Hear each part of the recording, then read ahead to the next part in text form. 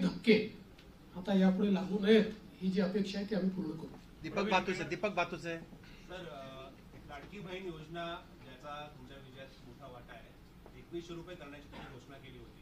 तो निर्णय साधारणतः कधीपर्यंत होणार? आणि दुसरं, आता एक अशी चर्चा सुरू आहे की 1500 जेव्हा दिले तेव्हा स्क्रुटिनी कोणतीच झाली नव्हती. आता 2100 देताना स्क्रुटिनी होणार अशी चर्चा आहे. त्या संदर्भात वस्तुस्थिती काय असते? असं आहे की पहिल्यांदा तर ही योजना आम्ही सुरूच ठेवणार आहोत आणि 2100 देखील आम्ही देणार आहोत. आता बजेटच्या वेळी त्याचा आम्ही विचार करू आणि शेवटी आपले सगळे आर्थिक सोर्सेस जे आहेत हे सोर्सेस योग्य प्रकारे चॅनलाइज झाल्यानंतरच आपल्याला ते करता येतं. त्याच्यामुळे ते करण्याचा निर्णय पक्का आहे. जी आश्वासनं दिली ती आश्वासनं पूर्ण करू.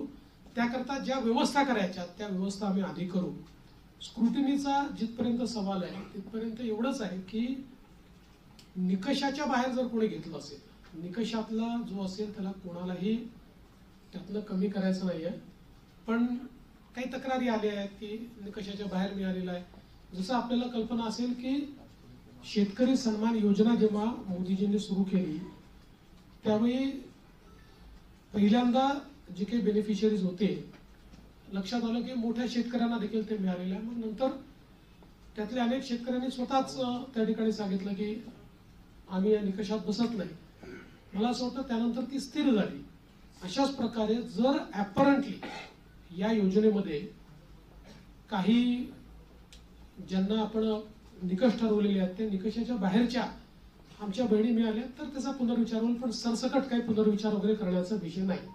अभय देशपांडे मंत्रिमंडळाचा जास्त काही वेळ घेणार नाही.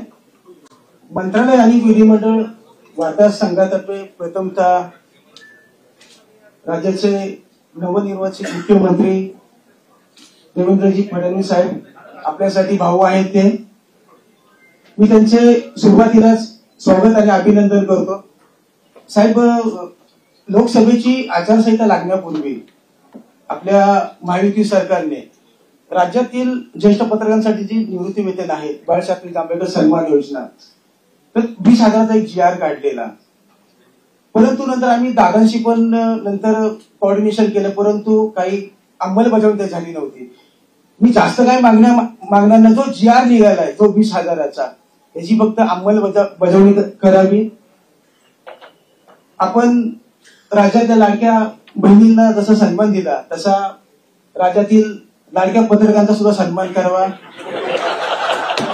यावेळी फक्त एवढंच मागणी करतो.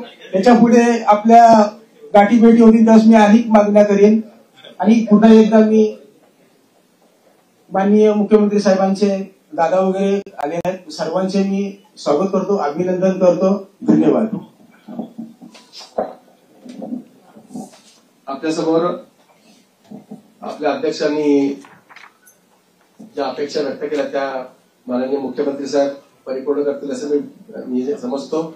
फक्त त्याने आणखी एक विनंती करतो की गेल्या काही काळापासून 6व्या मजल्यावर होणारी कॅबिनेटच्या नंतरची बैठक पत्रकारांशी संवाद साधणारी ती खूप काळ बंद झालेली आहे. मी माननीय मुख्यमंत्र्यांनी या निमित्तानं विनंती करतो की आपण आश्वासन दिलेलं आहात की खूप चांगलं काम यापुढे होणार आहे.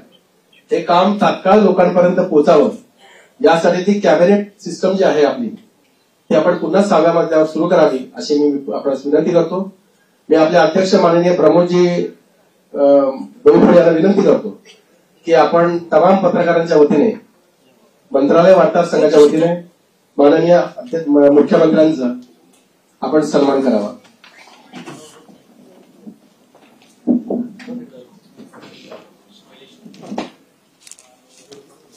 मला ही संधी मिळते.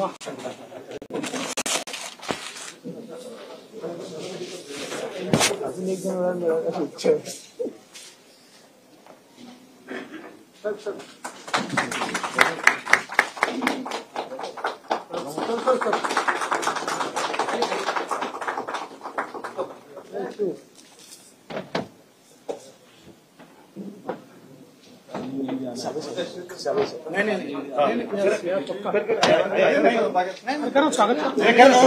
साहेब बोलतात. अरे साहेब बोलतात ते म्हणतील ते करायचं आहे. हो नाही असं नाही. माननीय मुख्यमंत्र्यांच्या समवेत सावे इथे आलेले मी अध्यक्ष साहेबांना विनंती करतो आपण त्यांचा सन्मान करावा.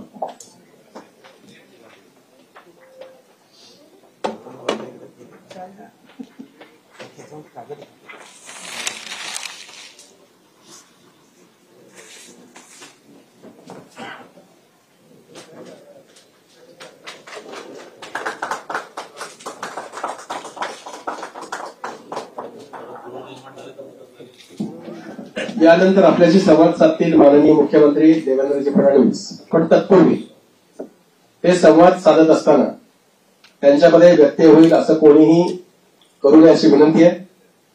त्यांनी सांगितलेली खूप वेळ इथे आहे, त्यामुळे आपल्याला प्रश्न जेव्हा विचारायचे असतील तेव्हा आपण हात वर करायचा, तेव्हाच आपण प्रश्न विचारता येतील.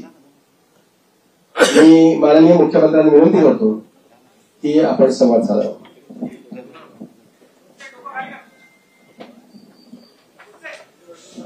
सर्वप्रथम मी मंत्रालय आणि विधिमंडळ वार्ताहर संघाचे अतिशय मनापासून आभार मानतो की आपण आजच शपथविधीनंतर या ठिकाणी मला निमंत्रित केलं आणि आपण सर्वांनी माझं स्वागत आणि सत्कार केला, त्याबद्दल मनापासून आपले आभार आहेत.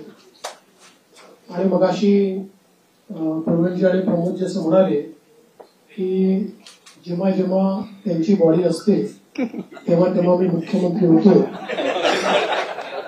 29 तुमचीच बॉडी यावी